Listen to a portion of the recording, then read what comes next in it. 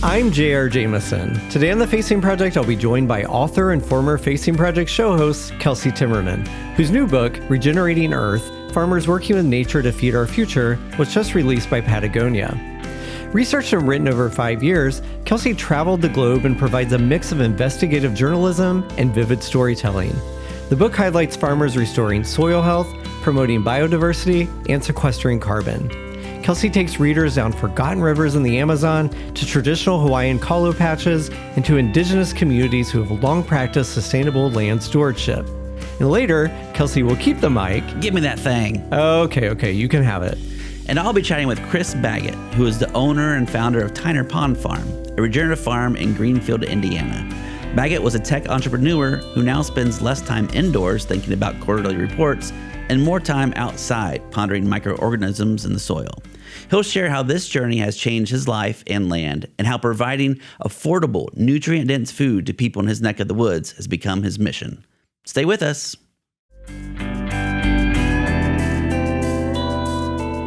You're listening to The Facing Project, and I'm J.R. Jamison. My guest today is a voice you might recall. So without burying the lead, I'm delighted to be joined by author and former Facing Project show host, Kelsey Timmerman. Hey, and I'm Kelsey Timmerman. And I'm J.R. Jamison, just like old times. Kelsey has a new book out, Regenerating Earth, Farmers Working with Nature to Feed Our Future, and it was just released by Patagonia. Kelsey, I'm super thrilled to have you back in studio with me. It's been too long since you've been sitting across from me and getting to have a conversation. It's good to be back. I'm happy that you're kind of taking the baton and moving forward with the Facing Project. This book is part of the reason that I really wasn't able to kind of continue in my capacity here as your co-host. I'm sorry. It took like 5 years. Yeah. I did record some episodes for the Facing Project, I think from Brazil. You did. I had COVID in the Airbnb in Sao Paulo, and then I was doing the thing where I had the comforter over my head, interviewing people. Yes. And we both were actually at home because we couldn't come in the studio, so I was kind of holed up in a little closet. Yeah, you were under state of affairs. You were underneath a blanket or a bedspread from a hotel, which everyone says don't touch, and you have it, draped over you while you're trying to record. So we really do this for our listeners to make sure that we're delivering this. But I'm also excited to say, and I don't want to hide this at all, another little secret is you're actually going to be hosting a few of the episodes later this season, and you're also staying on after our conversation today to interview Chris Baggot, who's an Indiana farmer working to build a local food system while healing the land through regenerative farming practices. So I'm excited to have you back in this capacity. I'm excited about it too. And maybe it will just be the way that we can kind of pull you back in. There's a secret agenda here, right? Season 8 coming out in January. Get some of that sweet Facing Project cheddar. Right. If only. But you could be back as a volunteer co-host. Happy to do with that. Me once again. Okay, so I've known you for a decade and a half now, which is crazy to even think about. And, of course, we've worked closely together with founding the Facing Project and getting we met through the Facing Project. We met through the Facing Project. Yeah, before it was even the Facing Project, right? The very first Facing Poverty, and you recruited me to be a writer, and that kind of sealed our friendship and pulling you into probably more projects than you ever wanted to be engaged with. But it kind of grew its own legs and became a life of its own. But it meant that we spent a lot of time together over the last decade and a half. And then, of course, co-hosting the show together. And you're also a dear friend of mine and a brother from another mother, as I often like to say. But one other thing that I know about you, because I spend so much time with you, is that you're a bit of an obsessive person. That's true. And I feel like I can say that. And I think you admit that. Definitely. As well, right? You've got the receipts, to prove that. I do. I promised Kelsey I would not Barbara Walters him at all during this interview, and I don't plan to do that. But the one thing I will say is you're an obsessive person. Tell me more. Yeah, I mean, for sure. Like, I like to follow a question around the world. That's kind of been what I've done, whether it's where am I wearing, where I went to Bangladesh and Cambodia and Honduras to see where my clothes are made, to following my coffee and chocolate from Colombia to West Africa. So I'm definitely, if you'll follow my questions, I'm very curious. I think I like to say curious more than obsessive, but it's a bit of, I'm obsessively curious. Your curiousness leads to obsession. I'm curiously obsessive. I don't know. Yeah. Something like that. Well, this book was no different, right? But this time it was really a question that led to your curiousness. I guess all questions do, right? That's part of the curious piece of it, but then led to another obsession, and that is, what is regenerative agriculture? So after writing and researching and writing this book, how do you define regenerative agriculture? That's can be controversial because different people have different ways to define that. And to some extent, like, I know it better now than I did when I started researching it. But in other ways, like, I see that there's so many other definitions. So I think regenerative agriculture is something you know it when you see it and when you feel it. It's agriculture done in a way that makes a place better. It's a better home for animals that live there. It's a better home for the little microorganisms that live in the soil, right? Which there are more microorganisms in a teaspoon of healthy soil than there are people on Earth, right? Wow. And that's the healthy soil, right? And it's also better for the people and the farmers and for the rivers and for the air. And there's a lot of different ways that people define it, whether it's more diversity, less use of chemicals or plowing. And when I say diversity, I mean like cultural diversity, like as well. Biodiversity. Culture. Biodiversity, cultural diversity. Places are different. People are different.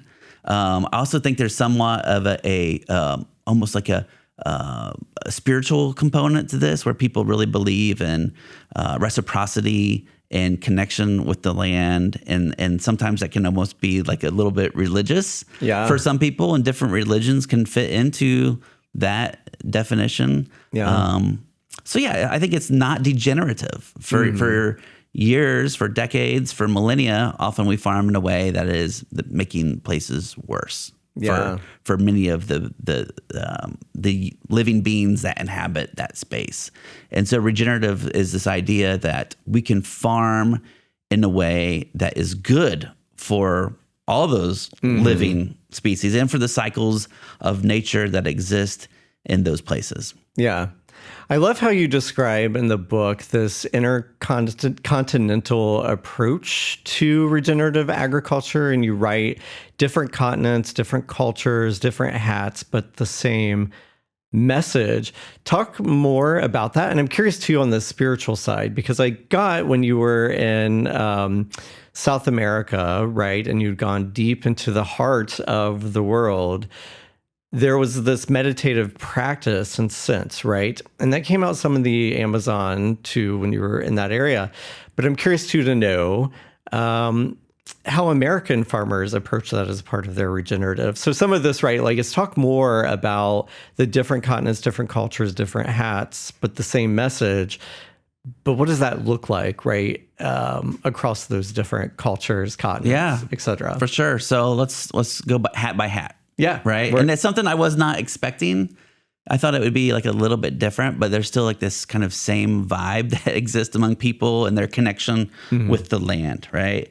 And it's just different cultures have a different way of talking about that. And some have a better terms and longer roots that they can process that connection better. And for some people, it's kind of this rediscovery. Okay. So let's start with, you mentioned the heart of the world, the Arhuaco.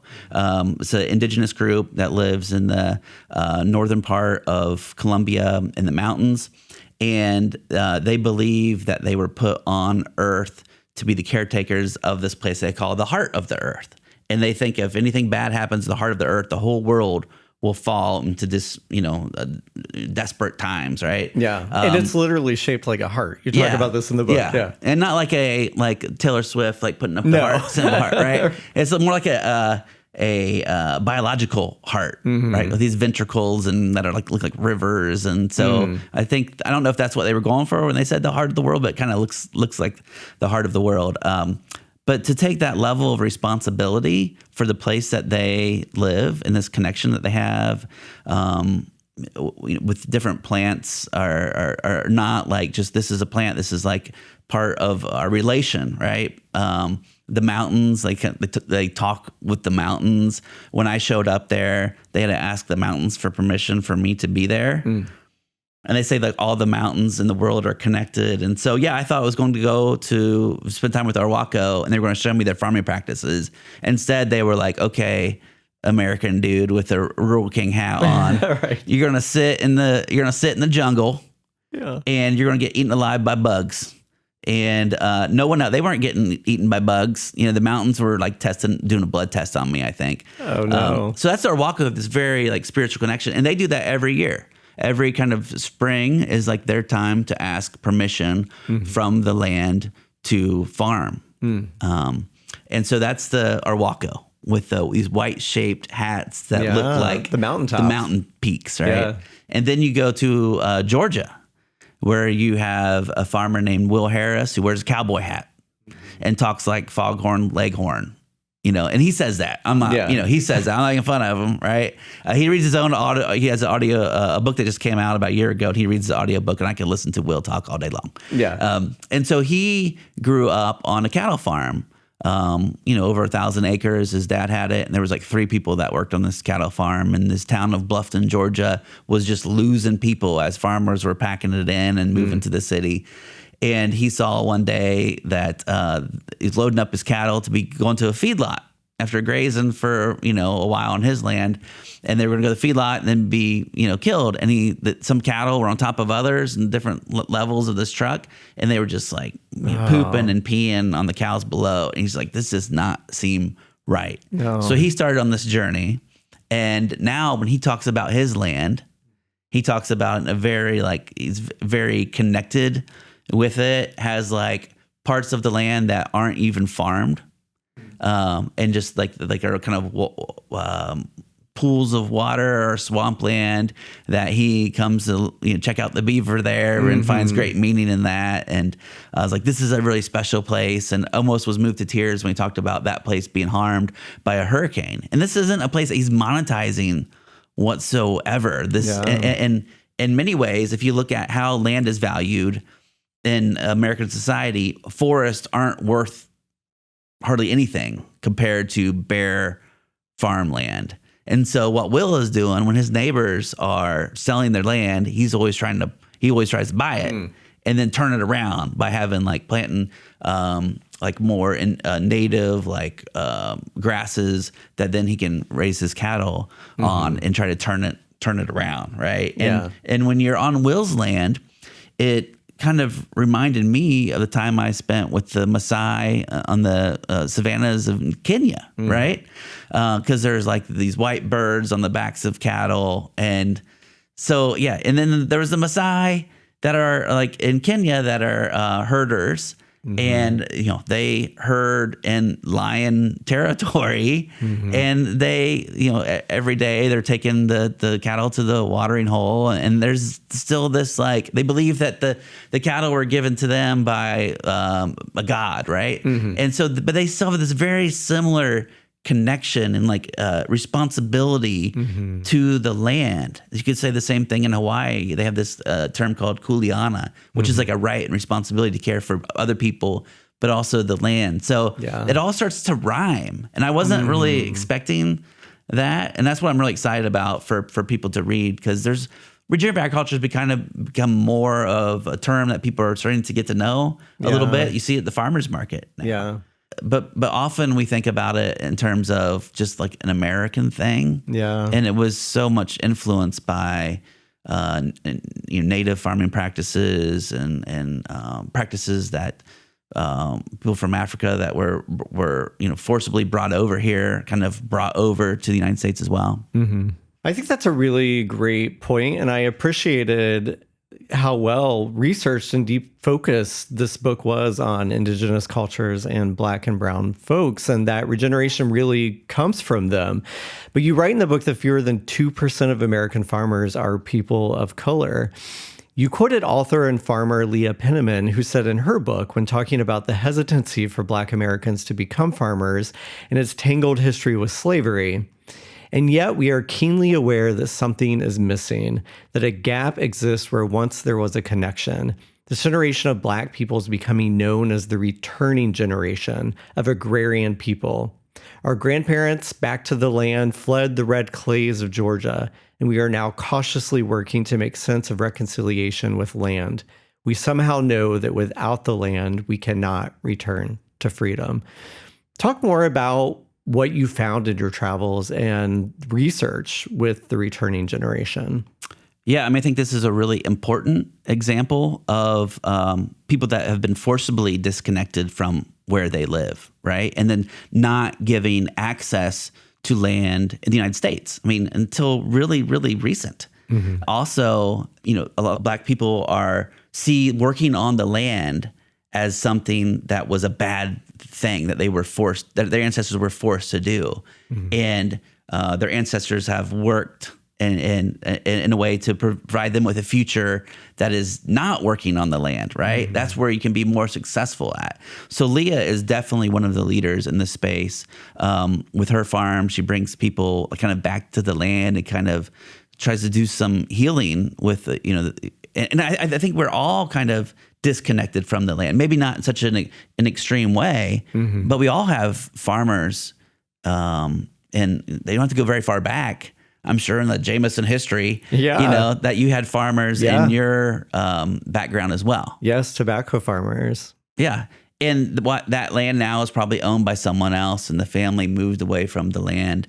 And I know for a fact that you have become more of a birder. Yes. Now, right? Yeah. You came to my house and were telling me all about the birds in my house. I told you what a bird was, right? Like, we're like, what is that bird out there? Yeah. And I looked it up in my birding book. It was great. I mean, he was a full on, I think of that little boy in Up with the binoculars. That was Mr. J.R. Jamison. I'm all in. I have my binoculars. I have my bird book, and I'm out in nature spotting the wildlife. And we don't know so much about where we live. Mm-hmm. In Hawaii, there's a woman named Malia Chun who was telling me, she's a Hawaiian cultural practitioner, and we're talking about how she's trying to educate Hawaiians to reconnect with their place, which completely supported themselves on agriculture and fishing. Like the island of Kauai had a larger population than it does now, and it was completely self-sufficient. Today, the island, 90% of the food comes from a barge. Wow. And if those barges stop, and they have stopped, probably will stop in the future, it's kind of a panic time. So, but one of the things that they teach is what river do you belong to? Yeah. I really love that sentiment. Yeah. And kind of like, where were you, what river, what watershed did you live in when you're born? Do you even know it? Yeah. Like a lot of us don't. No, well, and when you write about that in the book, I had to stop and think, but I was like, wait, yours is the Mississinawa.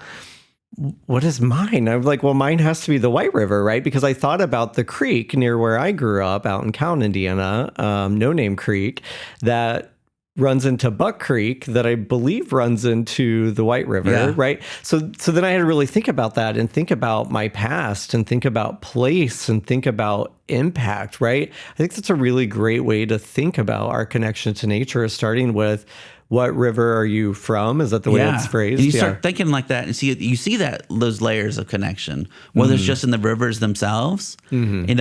That's kind of how I end the book, right? Of like, the Mississinawa runs to the Wabash. The Wabash runs to I can't remember what it is. I think it's the Mississippi. Ohio. The Ohio runs to Mississippi. And Mississippi runs to the Gulf of Mexico, which is connected to every, the oceans are connected to every water source anywhere in the world. So this idea of connection, I think, is one way of trying to remember where we come from. Yeah.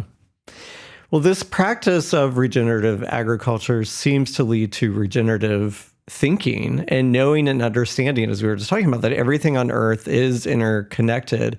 How might this type of thinking and reconnection to Earth and understanding that we are nature lead to other progressive ideals?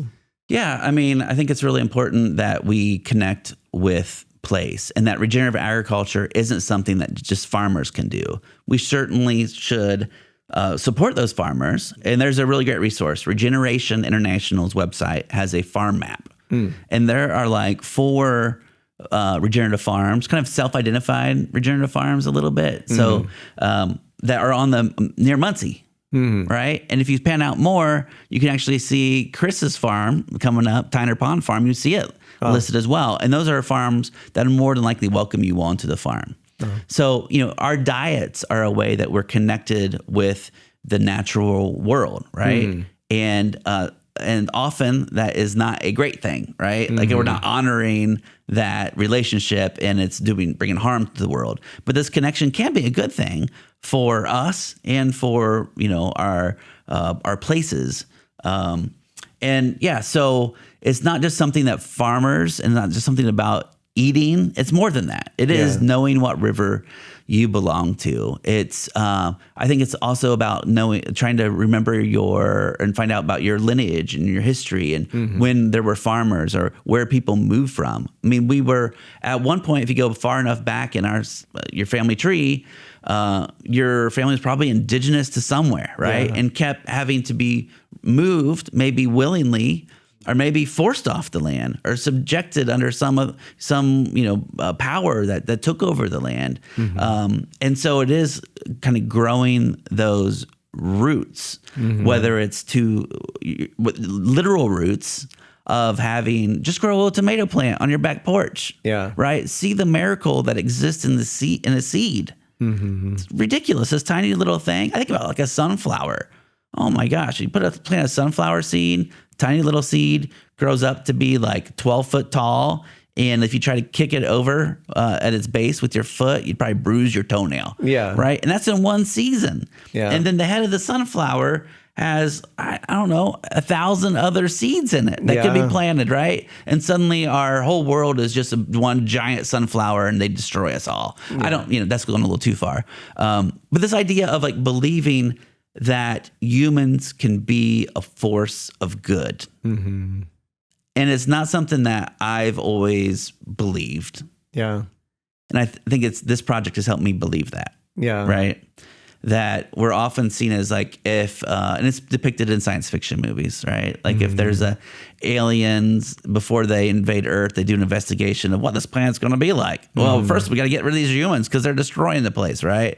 Or AI comes into power and becomes like something from the Matrix or Terminator, right? And it's like the virus are humans. We must wipe out the humans. And but we can be a force for good and interact with the natural world and other living beings that exist in our world in a way that really enriches our lives and betters our health, strengthens our communities, and we can be a good thing. I mean, I will say simplistically, if everyone did this, right, it does seem like it helped regenerate the earth at a faster pace. But realistically, is it possible? What does it look like for someone living in a city or the suburbs? You talked about planting a tomato plant.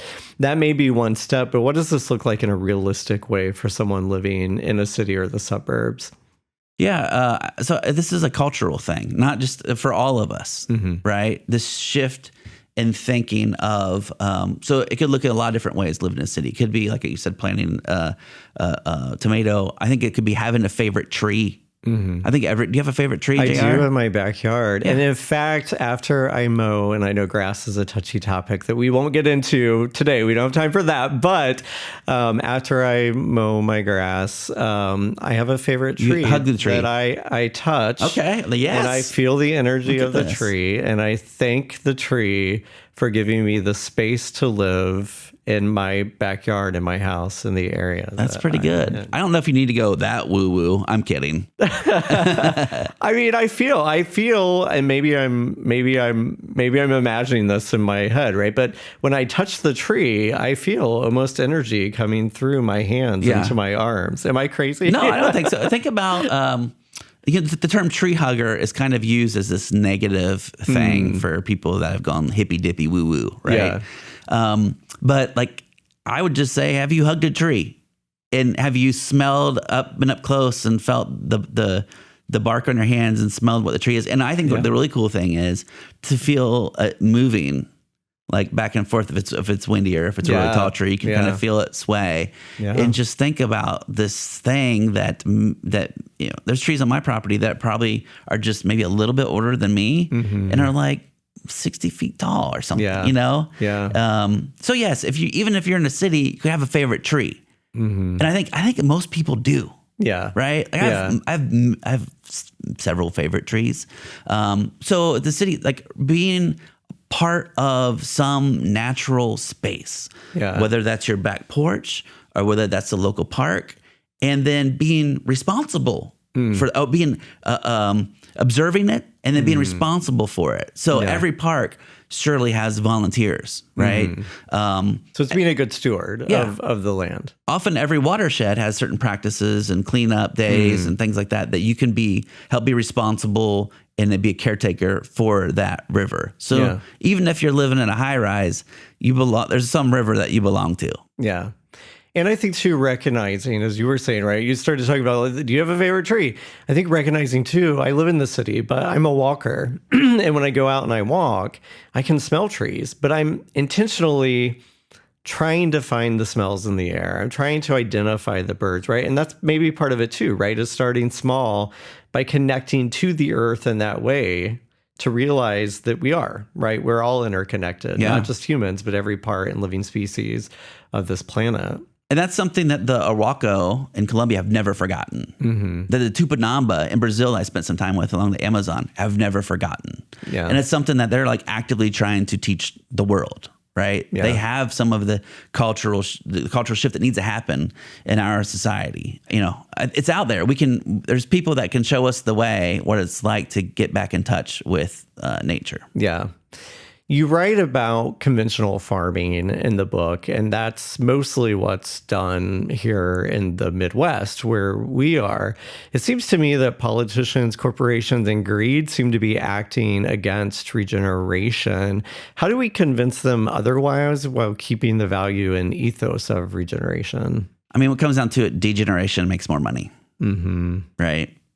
But a lot of farmers are kind of questioning this industrial system that they are in, when the prices of their corn and soybeans goes down and the cost of the chemicals that they spray on the fields is constantly going up. Yeah. And I think something that's important to remember that the farmers who are still farming today in like these soybean corn systems are like the best at what they do. And they inherited this practice of agriculture, this kind of chemically intensive, reliant on major corporations. They inherited that from maybe their father, more likely their grandfather.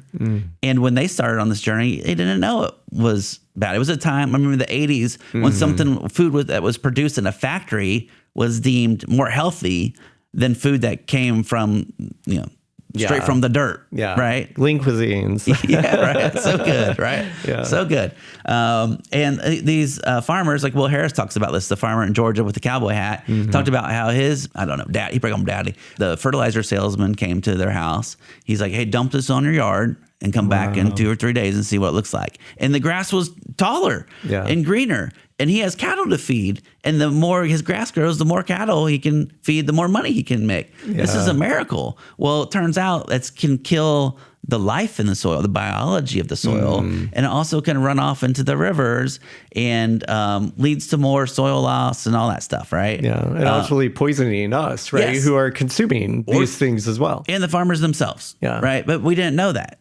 At first. And the chemicals have become maybe less terrible, but they're still kind of degenerative, right? Yeah. They're still dangerous for farmers, for us. But I think that the farmers are now seeing that they need to explore different ways because it's harder and harder to make a living as a farmer. I know right near me, there's like 585 acres that are up for sale now. And plus the land is worth so much. Yeah. The price of Indiana farmland, cleared out land, can be like $15,000 to $20,000 an acre. Wow.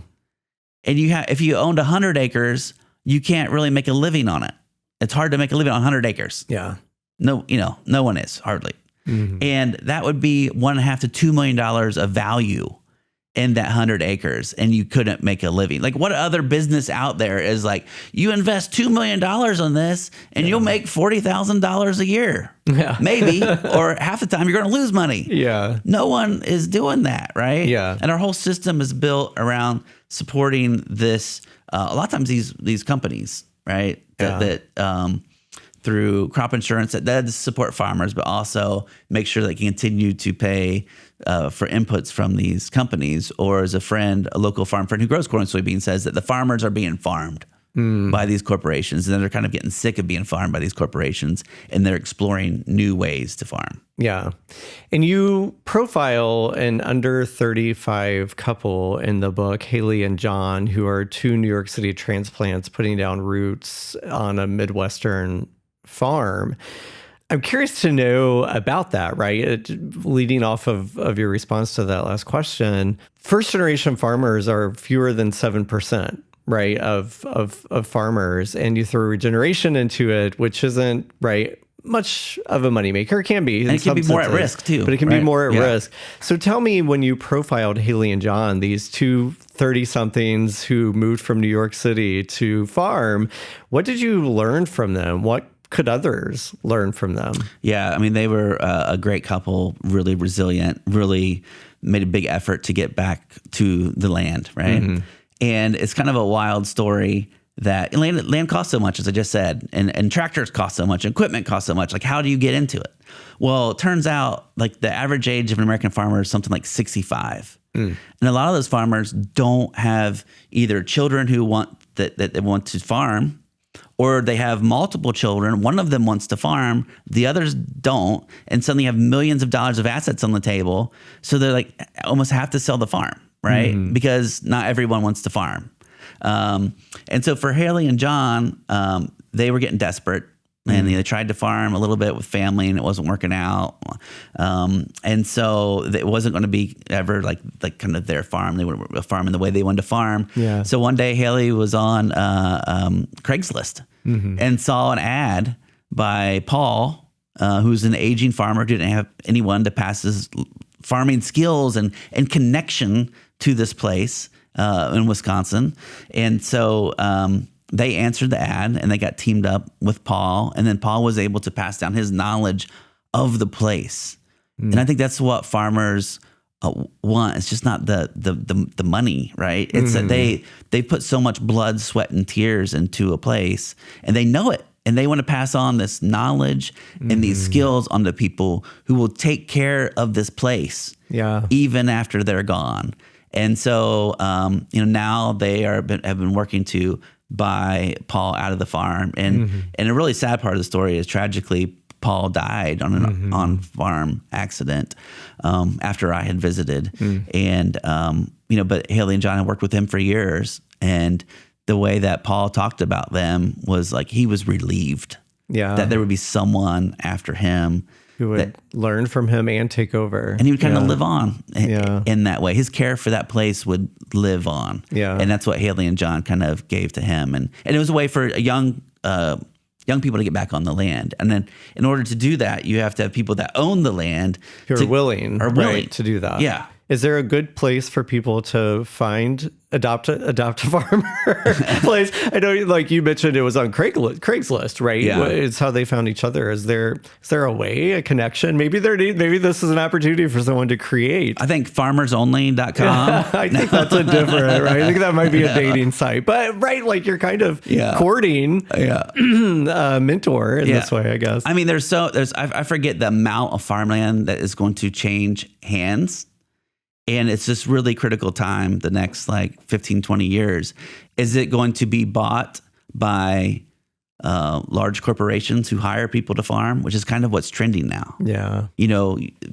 Organizations that own tens of thousands of acres in multiple states that hire people to farm this land that they're really not connected with. And so I would just, in your local community, you could ask around, right? Because there are more than likely farmers who don't know what to do. Are they just going to cash out? Who's to blame them, right? Or are they going to try to incorporate young farmers in some way onto their land to pass down that knowledge. And that can be a very costly thing for them to do too. Yeah. Because the resource of the land costs so much now.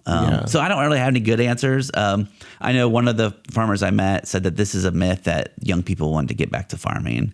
But I met a lot of young people but it's kind of like, that's kind of what I was looking at too. Yeah. So I don't know exactly what those numbers will look like, but I really hope that if younger people don't get into farming, it is going to be like larger and larger corporations that own larger and larger amounts of the land that will feed us in the future. Yeah. I don't see that being a great thing. No. Because then it's profit over people. Yeah. What's the purpose of agriculture? Is it to feed us or is it to make money? Yeah. And this isn't just a U.S. issue. I mean, you write in the book, this is happening all over the world, right? Of younger farmers wanting to get into the game, but the cost of it isn't beneficial, or there may not be a sustainable solution to it. And then what is their choice? To sell out? Yeah. Or do they keep fighting, right? And so it seems almost impossible in some ways, but it also seems like there are really great people out there who are putting in the work and the effort to turn this around. And it's just like your book and other people getting the message out about this to attract younger farmers who want to do this type of regeneration and be at one with our planet as they're doing their work of farming. I want to go back to the preface of your book. You talk about being from a first generation of Timmermans not to farm the land, and that you never wanted to be a farmer because living off the land meant having to stay. Obviously, you did leave, and you've traveled all over the world over the past 20 years, and your experiences have shaped the way you interact with the world and its magic of life. What does staying after all of this travel mean to you now? Yeah, I mean, a lot of this is to blame. That is a lot to blame on Annie. You know, like Annie, my wife, right? So we started dating in high school, and she always wanted to live back home, and I wanted to like go to some like forgotten about island and teach people to scuba dive. Like that's what I wanted to do, right? Yeah. And that's probably what I'd be doing if it weren't for her. So I've like had this awesome home base, and Annie's an awesome home base, and the kids, and thankfully I'm able to still scratch that travel itch and learn about the world and in other places, and kind of leave the monoculture that exists in the Midwest a little bit. Although I think that there are people, and more so, that are making the Midwest more interesting place to live. Yeah. You know, like I'm all about Midwest against the world. You know, I love those t-shirts, right? But being part of a place now, we've lived at our current place for 10 years, and it's 20 acres. It has like a pond that's become a swamp because the beaver have left. And you write about it in the book. I don't know if you want to get me started on beaver, JR. Yeah, we don't have time to talk about the beaver today, but yes, get the book because you talk about the beaver in the book. Yeah, I'm obsessed with trying to woo beaver back to build a dam at our pond, and they get closer and closer all the time. But you're almost there. So just exploring like the woods that we live in and getting to know the different nooks and crannies and swamps. I discovered that we have a fen, which is the certain type of like anaerobic decomposition that happens, and it's kind of it's mud that's regulated, like the Tylenol, and Bayer owns fens for their Tylenol, and also used in makeup. I couldn't sell this mud. I could get in trouble if I sold. I never knew mud was valuable in that way, right? Yeah, it's a cosmetic.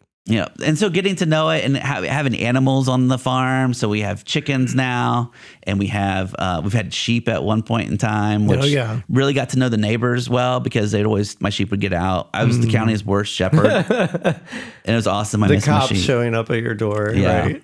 Yeah, they literally did one night. I'm like, why are there flashing lights in their driveway? Do you own sheep? And I'm like in my like underwear, I own sheep. I'll be right out, and then kind of, thankfully I live on a road that doesn't have much traffic. So, but that's a great way to kind of get reconnected to a place. And just like recently, we always have done walks to the Mississippi River, which is very close to us. And we sometimes we get in it. Yeah. And just like in the last 4 days, my son has walked to it twice. Yeah. And we get in the river, and his face comes out, and he's got dirt all over us. He's starting to get a little mustache, kind of wispy teenager mustache. He's got mud in and it. And he has like dirt in it. Looks like a pirate all of a sudden. And so that's just an awesome thing to be able to share. Yeah. To start to grow roots and get to know a place in different seasons. So kind of back to your question of like, what can people in the cities do as well? Like you could get to know a park, a tree, a river, what it looks like in different seasons. And, I had to observe our place for a long time before I still could really kind of know where would I want to plant an orchard, or where should an orchard belong? Yeah. What type of trees want to grow here? And how can I help the walnut trees grow up in this area and let them grow? And now they're like 15 feet tall in like the course of 10 years, and just spending time on it, walking it and getting to know it. And it's been one of the most rewarding things of my life. I still love to travel. I still will travel for other projects, I'm sure. But getting to know a place and be part of a community, well, that's the Muncie community, like with people, or that's like the rooted community of our property. And I hate to even say it's our property. We're like the current caretakers on it, right? Yeah. Like the sycamore trees that are on it, which are some of my favorite trees, will be on it long after us and someone else owns it. And I think about, well, who will take care of it then? Yeah. Well, you got to mentor someone, right? You got to find that younger person who's going to take over the land after you. And that could be my kids. Yeah, it could be. Might not be. Who knows? Yeah. Kelsey Timmerman, it was so great to have you in studio again, sitting with me, just having a conversation about life, really. Yeah. I'm glad you could take some time away from hugging your tree in your backyard to interview me, JR. I appreciate it. Thanks for letting me be an early reader of the book. I loved it. It's excellent. I think everyone should take time with it and think about what river do they come from? What is their land? How do they connect to the earth? Because we all do. In this book, Regenerating Earth, Farmers Working with Nature to Feed Our Future, is out now from Patagonia, wherever books are borrowed and sold. Next up, Kelsey takes back the mic and is joined by a former tech entrepreneur and now regenerative Indiana farmer, Chris Baggot. Stay with us.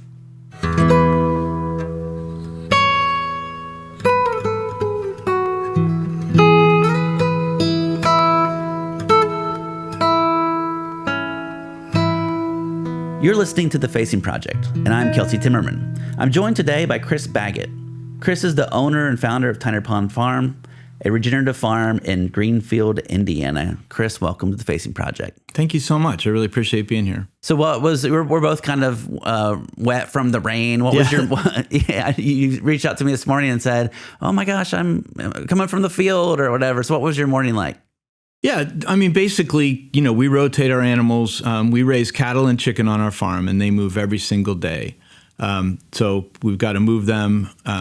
We use polywire for our cattle. We run a system called total grazing where we want them to graze every blade of everything in front of them. So that means very small paddocks, high stocking density. So being out there and moving, a lot of my work, too, is on the social media side and the marketing side. We're from, as my wife used to say, birth to bun. But we, raise the animals, we process the animals with a neighbor processor, and we sell them directly to the consumers. So I spend a lot of time online doing that sort of thing, too. And I see your son on social media. He's always out there moving the cattle, doing awesome videos. So take us into like the sensory experience of what it's like on your farm.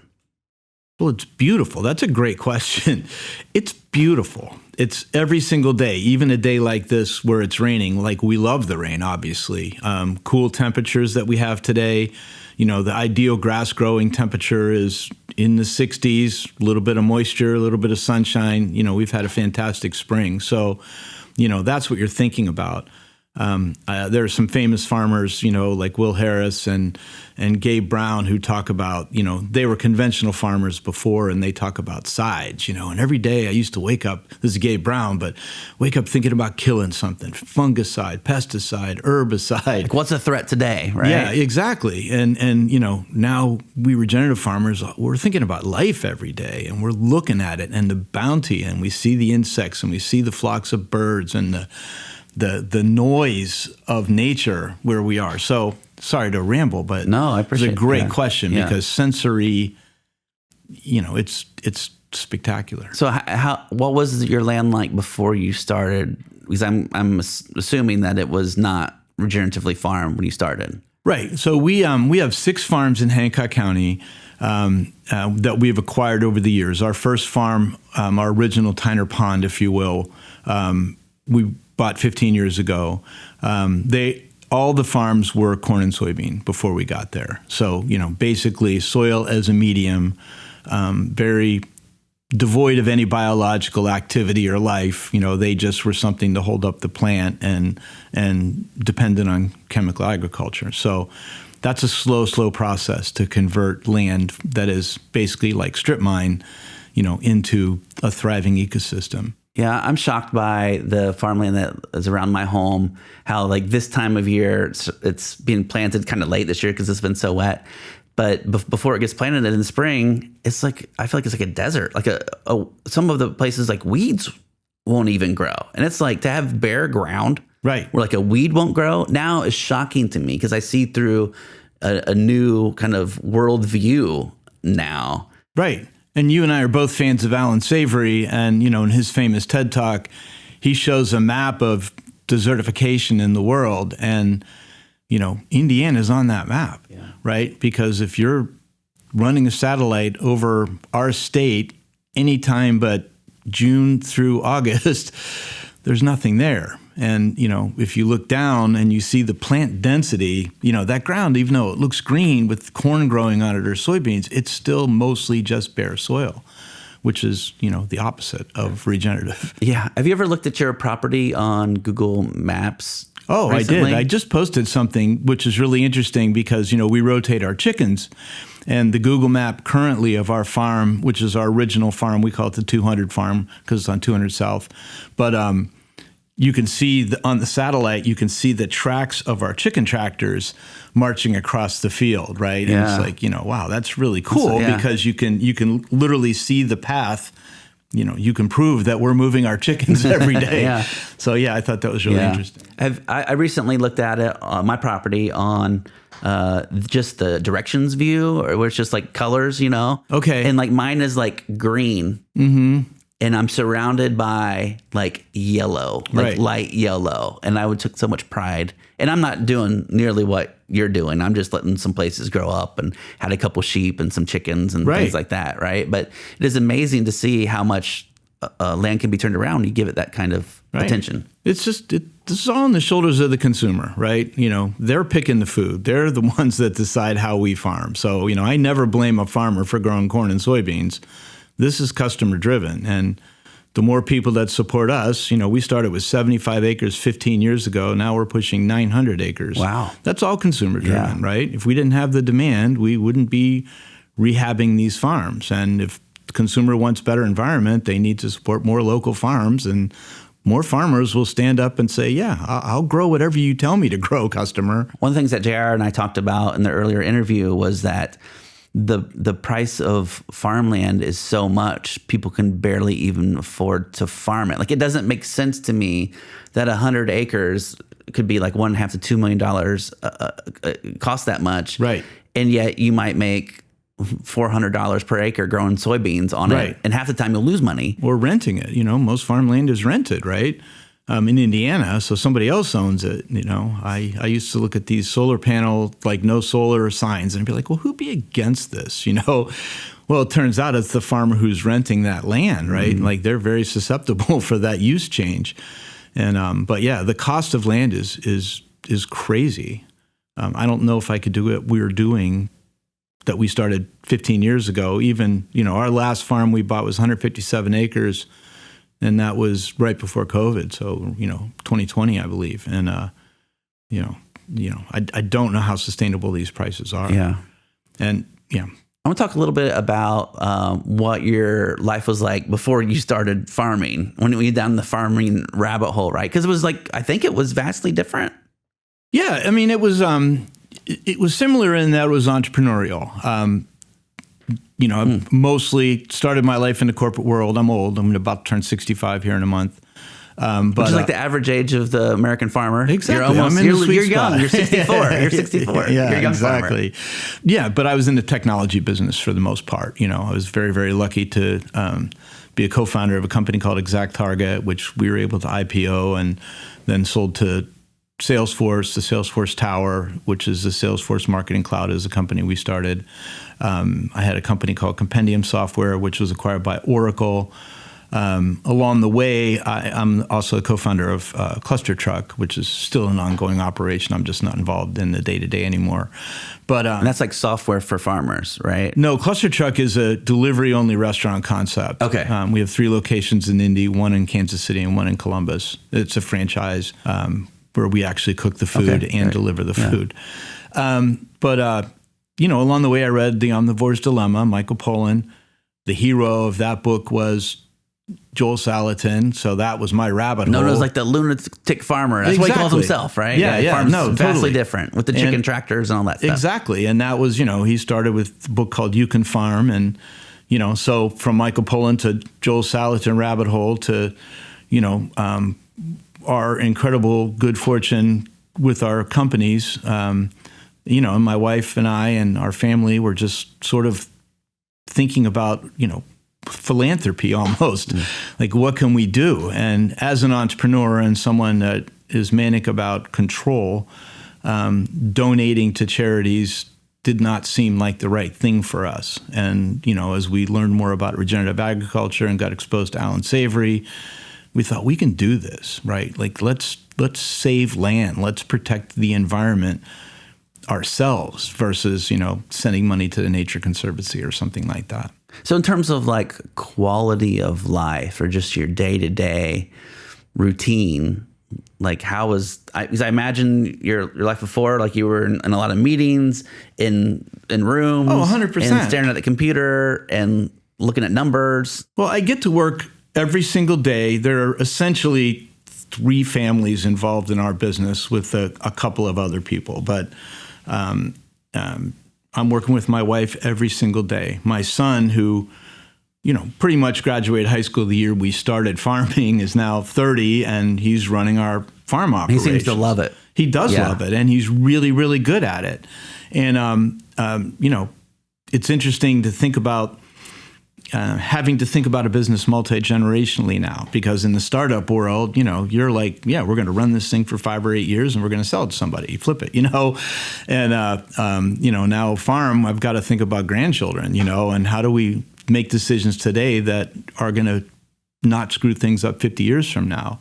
Getting to work with that, the woman who runs our operations and fulfillment, I've worked with her on and off for 35 years. Like, she's like family, and now her husband's on the team and her niece is on the team. And so it's a family business, which is great. And we have the Cox family as well, and it's just super intimate. I never have to leave Greenfield. I used to commute to the Circle every single day for 30 years almost. Wow. Now I feel like a hermit, which is, I love it. So a lot of farms are transitioning or are going to in the next. Joel Salatin has a stat about this. I can't remember. Do you know what he says about it? Like the number, about aging out, you mean? Yeah, the number of farmers. I'm not sure what the number is, but it's huge. It's like well over 50% of farmland is going to transition in the next like 15 or 20 years, or maybe even sooner than that. And so I find it interesting. You're thinking more even long term. And one of the farmers we talked about in the earlier segment was a guy that didn't have someone to pass it down to, and he put it out on Craigslist. And found someone, because it wasn't just about, it was about the work and the connection with the place, and wanted to live on and not just be converted into something that he didn't want to do. There's a Wes Jackson at the Land Institute. I don't know if you know. I know Wes Jackson. I've not met him. He says, like, if your goal can be accomplished in your lifetime, you're thinking too small. Yeah. No, it definitely is. It's again, you asked about the sense of being there, but just the totality of the land and the biology and the insects and the birds and the fungi and the family and the people and just all the lives just in this little unit of 900 out of 14 million acres in Indiana that's under agriculture, and just that impact, in the community, it's just amazing. It almost sounds like you discovered a whole other world. Like before, grass was grass, right? But now you probably know different types of grasses and the insects that are in there. Exactly. And it's something I'm always trying to come up on. But, we're in an insect crisis. We're in a bird crisis. You start breaking these down, we're in a fungal crisis. And I saw a post yesterday on our little Greenfield Gabber on Facebook, how do I get rid of mushrooms in my yard? And everyone's like, what are you talking about? Why would you want to do that? I just want all the blades of grass to look exactly the same, So there's a lot of education that still needs to be done, but there's also a lot of people that are coming on board. So in the course of my research, it seemed like everyone sort of had a different definition of regenerative agriculture. So kind of what is your working definition, or what does that definition look like on your farm to your family? Well, for us, it's about soil life. Primarily. So every decision we make, because we believe nutrition comes from soil life, biological cycling, mineral cycling, water cycling. There's the basic definitions of continual ground cover, animal impact. Ours is no chemicals ever, no drugs ever. If you give your cow an antibiotic, 80% of those antibiotics pass through the animal into their feces and urine. By definition, it's an antibiotic passing into the soil. So what happens to your soil biology, right? And people are against antibiotics for lots and lots of good reasons, overuse and antibiotic-resistant bacteria and things like that. But, the simple thing is, if my mission is soil biology, and I cannot put an antibiotic on my soil, right? It just can't happen. So any chemical fertilizers, right? You are not regenerative if you're using any kind of monoculture. You're not regenerative if you're using any kind of chemical fertilizer. You're not regenerative if you're using any kind of antibiotics. We're very, very strict about that. So our definition of regenerative is probably a lot stricter than a lot of other people. Yeah, now there's certifications. It seems like, again, you mentioned Gabe Brown. His organization has one. Will Harris, his one is restarting this broken cycles of nature. Right. Some of them you just mentioned, and he was like, there are cycles that we don't even know about. We're just learning about. We don't understand it. We know what a tiny fraction of the biology we can see. Right? You can take a teaspoon of soil and there's a billion life forms in that soil. Take a teaspoon of corn farm and there's nothing, right? So, even when I'm talking to Christians, do you think God makes a mistake? Did God say, oh, I really didn't need that billion different life form in that soil? No. And there's literally nature doesn't make mistakes. Yeah, there's none. The other one, there's none. It's absolutely lifeless. That's I feel like I go out and scoop up a handful of soil near my house. Right. This time of year, and it just seems like the desert. Right. And that's the thing, right? So, you get to ultra-processed foods and just wheat, right? You think about that and, what's different in our diet? Why are we so unhealthy? Well, I'm eating whole wheat bread. Well, where's that wheat grown? Right? What was the soil like? Well, it was a monoculture. It's wheat every single year. It's somewhere in Kansas. It's probably irrigated. It's chemically propped up. There is no biology. It's not the same wheat, Yeah. So. And it seems like the regenerative farmers I met are kind of inserting themselves into these cycles, or noticing them, or helping get them going. The opportunity here is the internet, right? Because the problem is, historically, farmers had to work through a grocery system, right? So lots of middlemen, concepts of brands and scale and efficiency, and those became the primary criteria. I do the analogy of the music industry a lot. If you think about music, again, back in my day, you basically had a choice of about 5,000 songs. Your music was curated for you by something called the radio. And in your town, there were 2 or 3 stations. And if your songs didn't make it on the radio, you never heard them.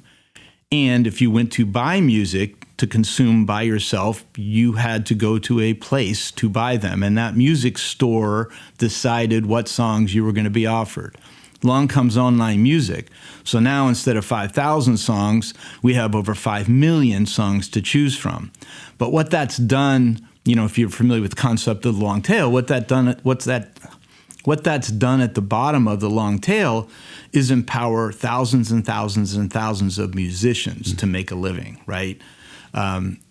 Used to be if you were not on the radio, you were going to play in a Holiday Inn for a couple of years and then go get a real job. And now thousands and thousands of artists can participate and make a living, because of online access. And the same thing is happening with food. We sell direct to the consumer. The more the consumer gets used to ordering online, the less the consumer becomes dependent on Kroger curating their food for them, right? Now, I can buy my meat from Tyner Pond. I can buy my vegetables from Very Good Farms or Shanty Farms. These are Greenfield Farms. And you support other farms too, right? Like I'm buying the food I want. Yeah. I'm making the decision about my food, not Kroger, right? Not global monopolies. And, that's freeing up this entire opportunity. Like food is the biggest industry in the world. And there's lots and lots of room. We don't ship, we deliver. We only serve central Indiana, so including Muncie in this area. Yeah. There's $8.8 billion worth of meat eaten in Indiana. I don't need all of that. I couldn't do it. I need a tiny little piece to make my little farm and our system and our families, have a good life. We pay full health insurance to everyone who works for us. Like no co-pays, no nothing. Like it's an incredibly high quality of life. And that's all thanks to the consumer. Yeah. When I think about what's happening to farming friends and families who are conventional farmers now, they're often thinking that they're going to either have to buy more land or just get out. Right. And a lot of them think that eventually it's going to be large corporations that own all the land and they hire farmers to work on the land, right? So there's like this disconnect between like owning and working. Robots, right? Yeah, right. We're 5 years away from that, right? I might have robots on my farm. I don't know, yeah. but the bigger threat to farming conventionally, which is now just corn and soybeans, is demand, right? What is corn good for?